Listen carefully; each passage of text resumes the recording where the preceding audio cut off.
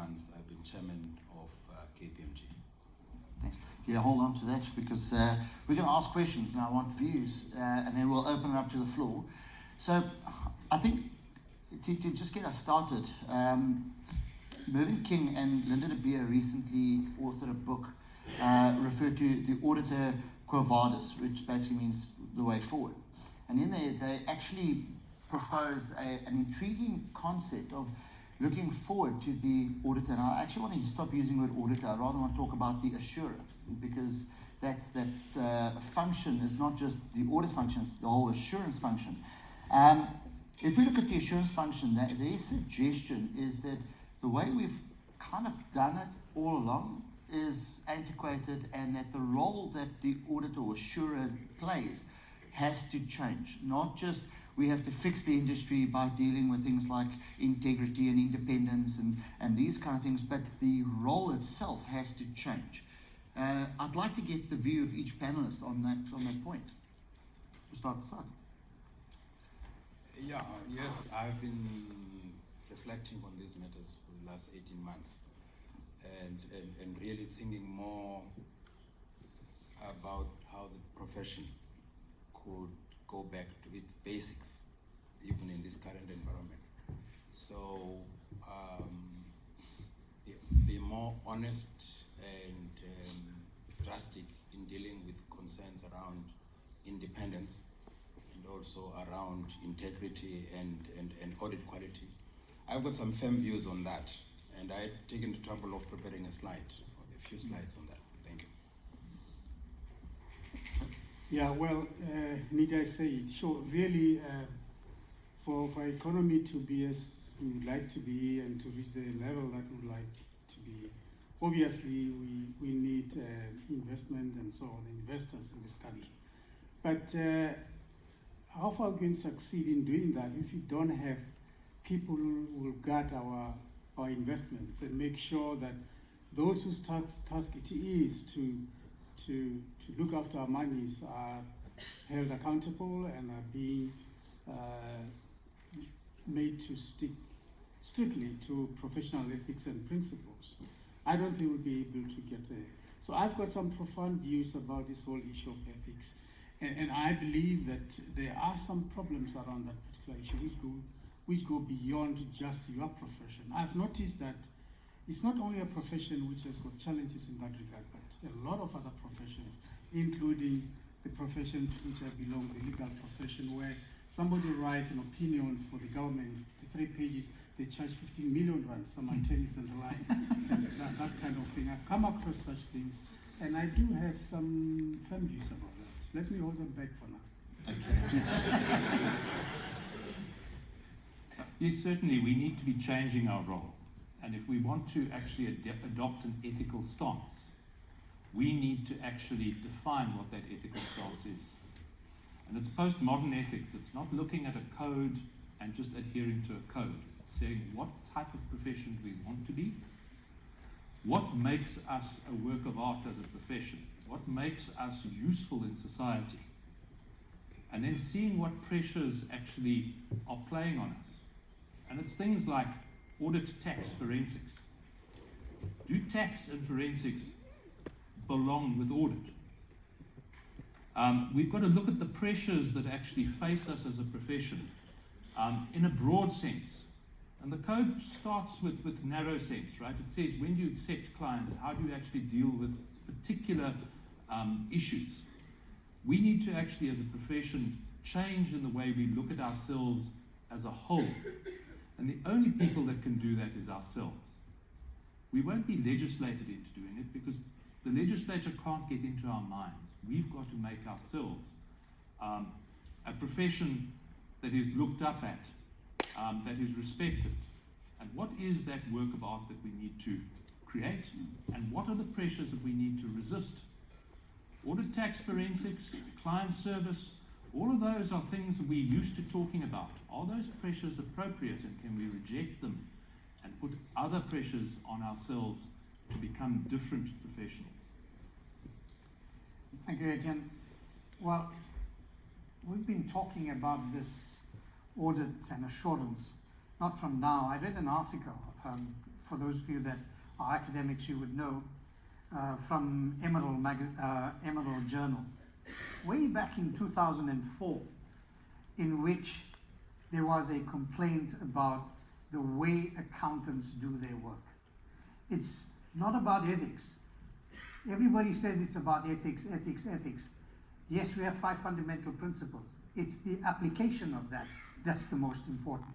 And one of the things that came up in that article was that accountants are so involved in conflicts of interest that you find that ultimately they don't know what to do when they've painted themselves into a corner. So we are in that phase now, in which we have been talking about this for the last 15 years, maybe longer. And we repeat those errors consistently. So what is it that is missing in the accounting profession, in the audit profession, in the assurance, in the assurance areas? What is it that is missing that we need to fill in? I don't have an answer for that. Certainly I don't have an answer for that. I have a view on that, and quite a radical view.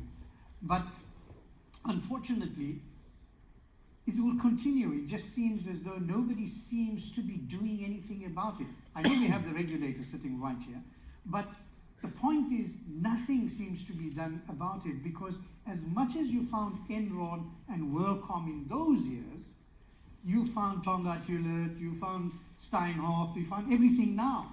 So what is the difference between what happened in 2003 and 2002 and 2019 and 2018?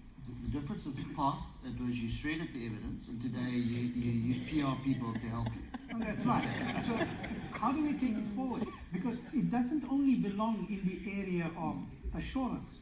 Please remember that. It belongs in the area of anybody who is doing any accounting work. Because accountants are the only people who understand this very complex standards that we have to apply. Accountants are the only people. Nobody else reads them or understands them. With all due respect to Judge Nwepe, even the attorneys won't understand what those standards are. Only we will understand it. And it's the way we apply it that creates all the problems. I just want to add a comment, and it's a little bit off the topic on understanding accounting. So recently, I decided to stay towards an LLB, and one of the subjects I had to do was accounting. It's actually called Accounting for Attorneys. So my wife gave me a challenge. She said, you're supposed to know this topic, so you're not allowed to buy the textbook, and you're not allowed to study for it. Let's see what happens. So I got 98%. I was very upset about the 2%, and when I went back to go look at it, I realized where I made the mistake. You know where I lost by 2%? That's one of the questions they asked about RD checks, and I didn't know how to deal with it. So, yeah, pretend to draw a check. No, I'm just joking. But we used to also have this bar after work we used to go to as an audit clerk, and I just kept on going there. In fact, I used to meet a lot of colleagues there, and on a Friday afternoon it always got a little bit rowdy.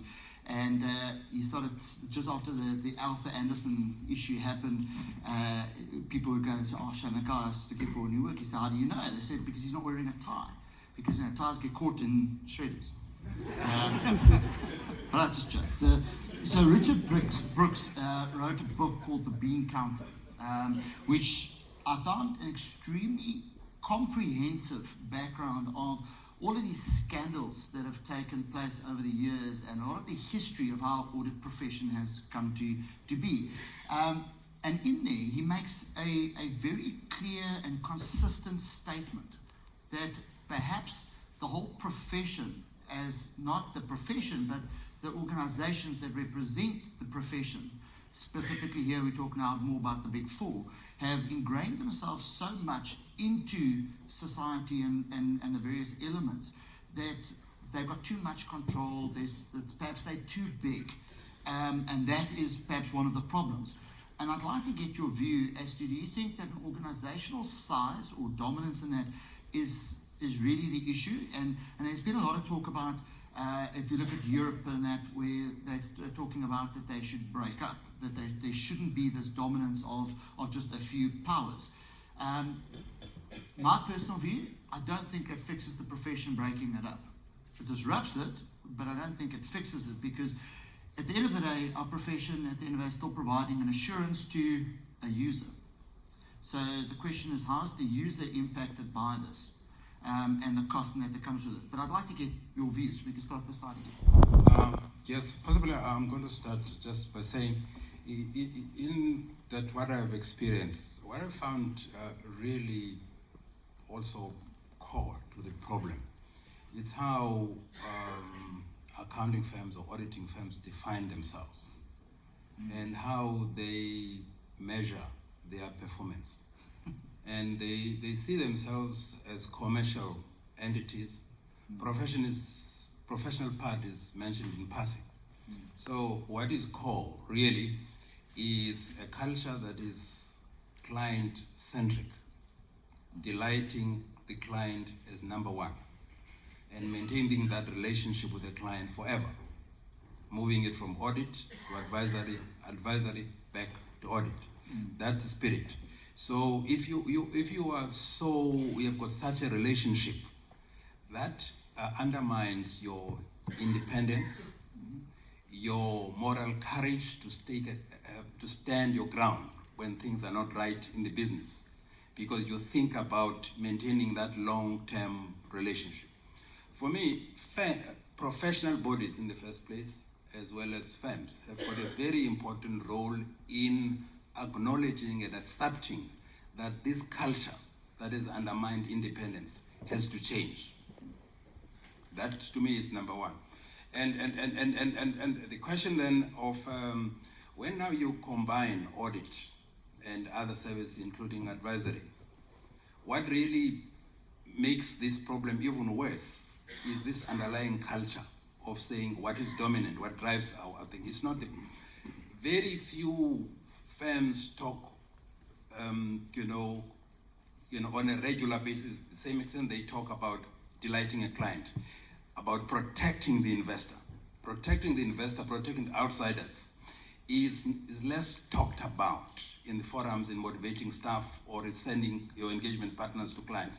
You talk about delighting client, making sure that we respond to the needs of client. We make sure, in other words, you end up with that culture that undermines this mentality of independence and integrity. This is fundamental.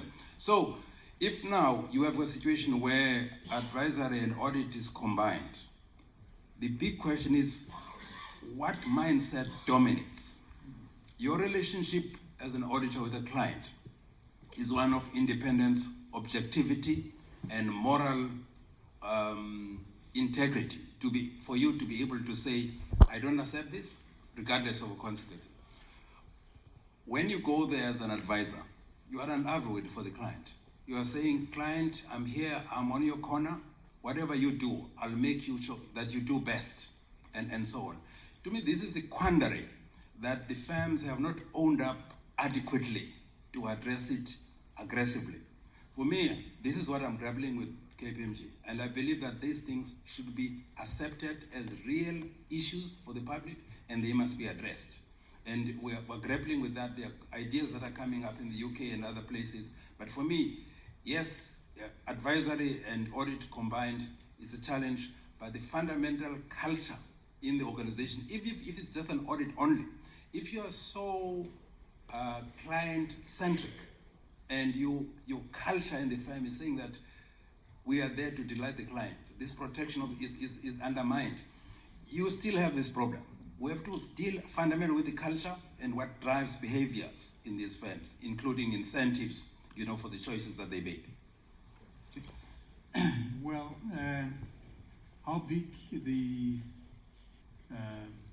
firms are, the size and the like, I don't think it's a problem for me. I think, to me, how big the structure is, how big the building is, to me, it doesn't matter. What matters to me is the quality of each individual brick that builds that huge building, right from the first brick up to the last one.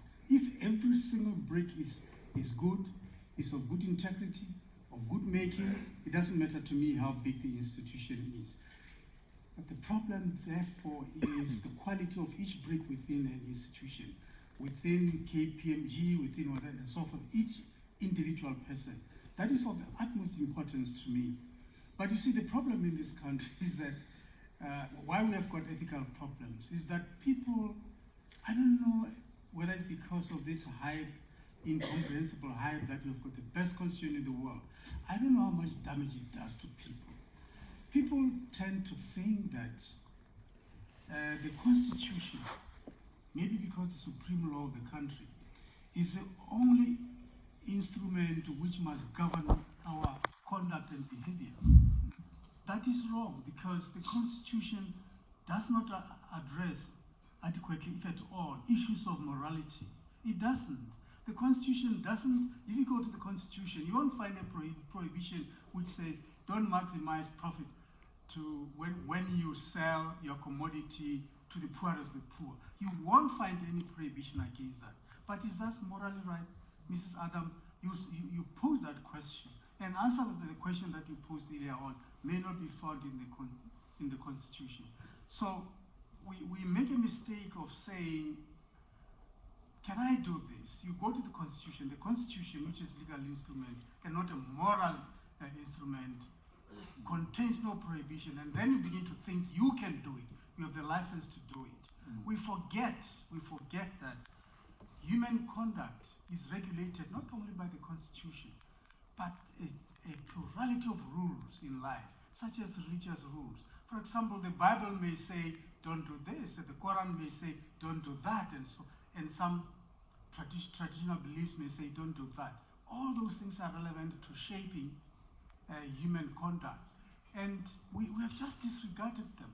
So I think the mistake we make is we just go to the Constitution. Can I do this? Because does it prohibit me? If it doesn't, then I can do A, B, C, D. That is wrong. I think I sympathize with your profession because the community just supplies to you people with too many rough edges and what you do is, does he have academic qualifications which you prescribe? Yes. Did he do articles or did she do articles? Yes. Did she pass board exam? Yes. That's it. Then the person can come in as a member of your profession. But that's not good enough. You see, we may have, and that's what I'm thinking, to fix some of these things, we may have to start creating the kind of individuals we want to have much earlier. You know, I used to work visit one of the weeks, to be precise, in Waterkloof, you know. And during break, you'll find, if you get there during break, you'll find a group of boys playing around here, seated, another one there. As you go past, you go to the principal's office, as you go past the first group, all the boys stand up and say, good afternoon, sir. They almost stand to attention and say, good afternoon, sir. And they won't sit until you go past that group. When you approach the next group, they do the same thing. Good afternoon, sir. And I read in the newspaper sometimes where somebody say, I don't mind, I would employ somebody who has attended such and such a school. He mentioned very expensive schools in the Natal Midlands. And he said, I don't mind employing people who attended those schools because I know they won't steal from me.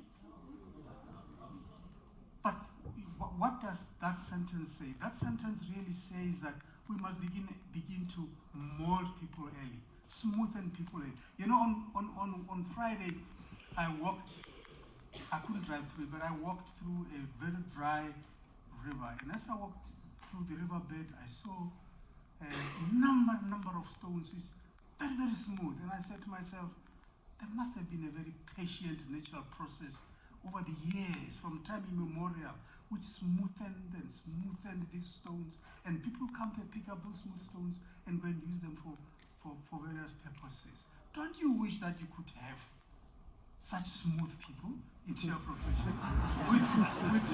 with no rough edges? Society, don't you wish society could deliver to you such people? Well, you wouldn't be having some of these problems for sure. But then what do? You don't have that kind of thing. Perhaps Arthur made the point. When he spoke about academies, he was answering your question. And I thought that he could just have said, and I'm sure he had that in mind, although he didn't articulate it, that also in those academies we must teach ethics. We must tell people how to behave properly, not by referencing only to the Constitution, but to take a broader view of life. Anyway, I think that's still some So of before we go to our next panelist answer, what you're saying reminds me of Mervyn King wrote a book on ethics. It's actually quite a small little book. And in there he distinguishes and he says that ethics is not taught, it is lived. And he makes the reference that there is no such distinction between business ethics and ethics you have in your daily life. So the way we act, and just driving the traffic and see how people treat each other and respect, and I guess it comes back to what you're saying. Exactly. The people with the correct morals and ethics is people we need in our profession, and that's going to happen not in the boardroom, it's going to happen because they live it. Your comments on? Yeah, on Big Four being monopolies. Let's face it, I've been researching. I can find out more about a rare cancer, which there are only 100 people in the world have that cancer and have been diagnosed on the internet, than I can find out about how to audit a bank, right? Because as a profession, we don't plow back into our own profession. We don't tell each other how to do it. We don't share.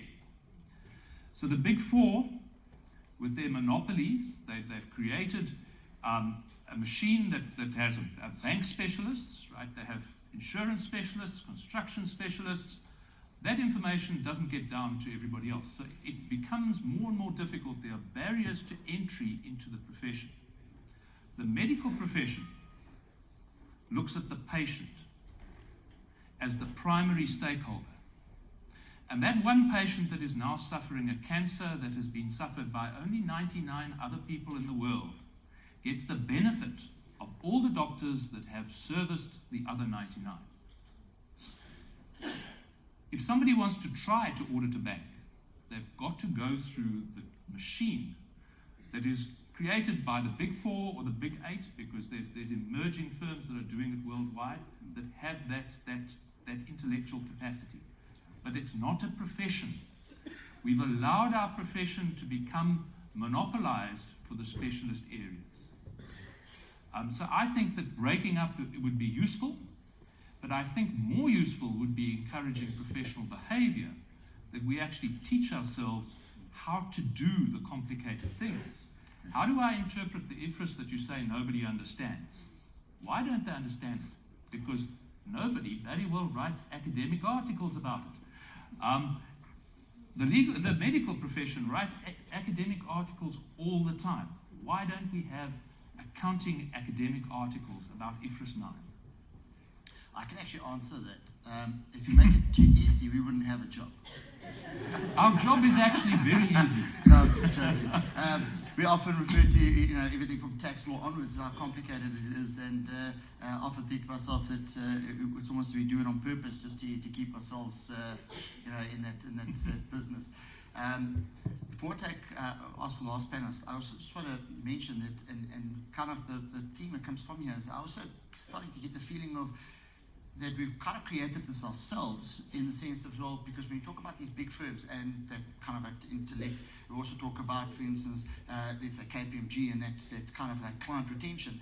The client, and I see this in the tax profession as well, they put more value to, if an opinion comes on a letterhead that says KPMG, then it comes from the rationale. I've seen some horrifying opinions where it's literally, it's this because I said so, and because we KPMG, sorry, I use that as an example. But instead of, here's the methodology, here's the law, here's the facts, here's the application of it, it's a well-written, believe it because it's got sense, it's got value, it's got meat to it. And I see a lot of that is industry-driven, of it's worth it because it has the big name to it. And it's not just an audit, it's in all senses of it. But then they don't read that last little paragraph where you pretty much have this opinion it's not worth anything really, because we don't really want to put our name to it.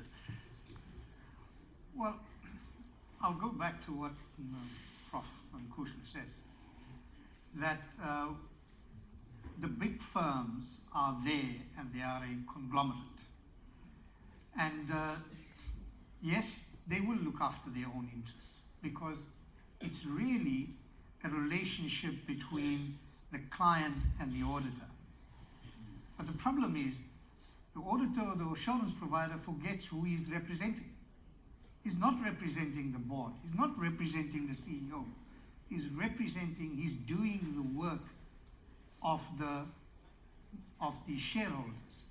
And that's where the problem is. I personally don't have a problem with that, with a large firm. I mean, I want to bring it back from auditing and assurance down to the individual accountant or the sole practitioner, or per persons who don't do assurance work and get as large as one of the big four. I mean, that can happen. And if you have that kind of thing, will we still suffer the same kind of issues? Will we still have the same kind of issues of negotiating the laws of the land in such a way that it's to the advantage of the individual rather than to the fiscus? So the issue always comes about as, do we suffer a conflict of interest? Yeah. Is there integrity in that? And for me, as Prof said, that client relationship between the auditor and the client makes that conflict of interest. If you're there too long, I mean, you get to know the person very well.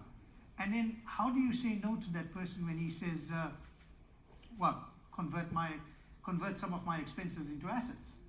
How do you avoid that? Because I've got to go to the board, I've got to go to the AGM and then say, look, I'm not doing very well. So I get fired and I lose my 20 million rand bonus. So that's where the conflicts of interest come in.